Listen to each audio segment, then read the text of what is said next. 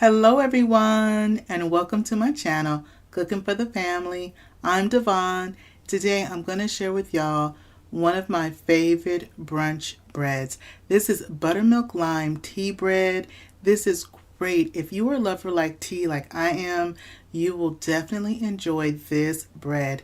What's nice is that you can actually make this ahead of time because it is even better the next day. So I'm starting off by using my limes. I have some nice fresh limes and I'm going to be grating the lemon zest, and we're needing 2 teaspoons of lemon zest. So typically it takes me anywhere from maybe about 3 limes, sometimes 4 limes to get enough lemon zest from my limes.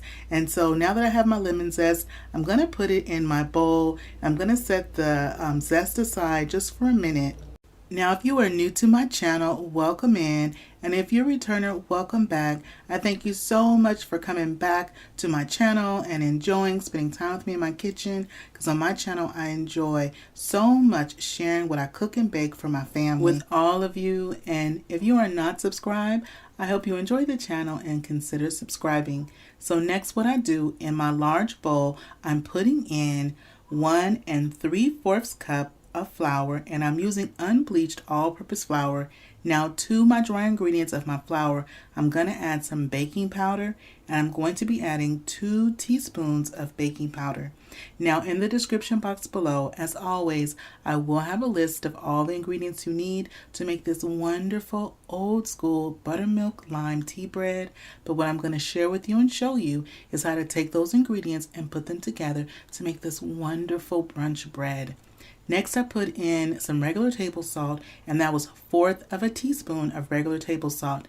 Then I whisk everything together. I didn't need to sift everything. I just like to use my whisk and just kind of whisk everything. Next, we're going to get together our wet ingredients.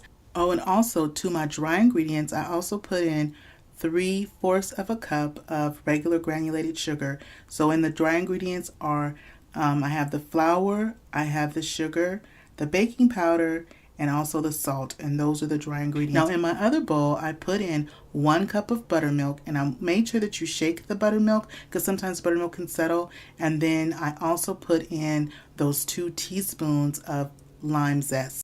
Next, I'm going to put in 1 large egg that I had at room temperature. So far our wet ingredients are our buttermilk, our lime zest, and the 1 large egg. I'm also going to add some vegetable oil, and this is 1/4 cup of regular vegetable oil. Now once I have that in there, I'm going to put in 1 tablespoon of fresh squeezed lime juice. And I'm making the buttermilk lime tea bread with limes. However, you can also make it with lemons as well. This bread is not very sweet. It's not a very sweet bread, so it's not going to be sweet like a cake would be, or sometimes some other quick breads are.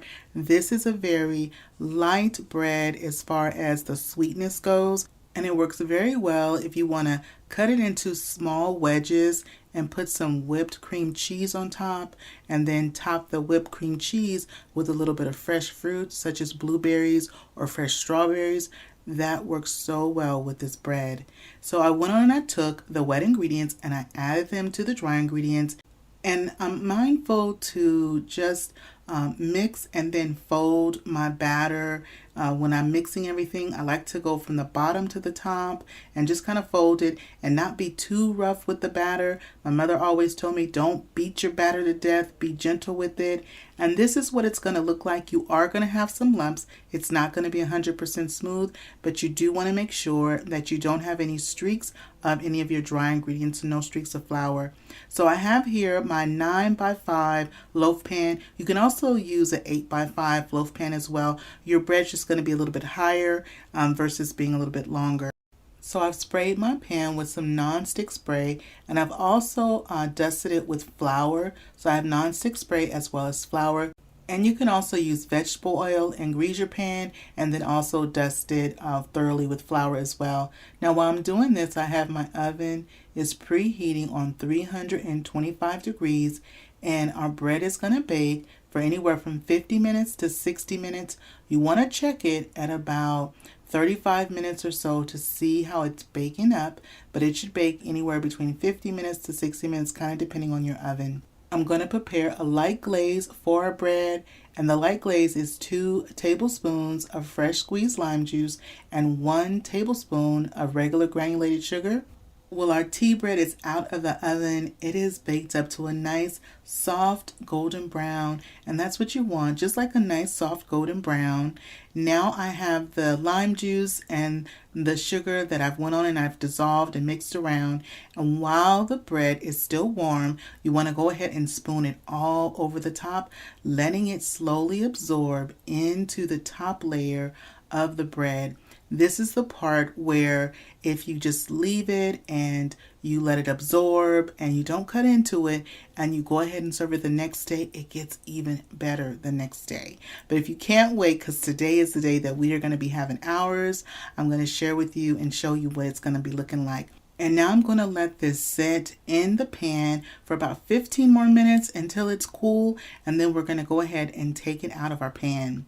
So it's been cooling. It's nice and cool. It's been about 15-20 minutes now. I'm going to use my butter knife. I'm going to go around the edges because this is going to help to release the bread from the pan. You see how it kind of lifts up just like that as I'm going around the sides? That's what you want to be looking for to make sure that it comes out nice and clean. And then I like to kind of tap it and shake it and see, like, just have it like lift a little bit.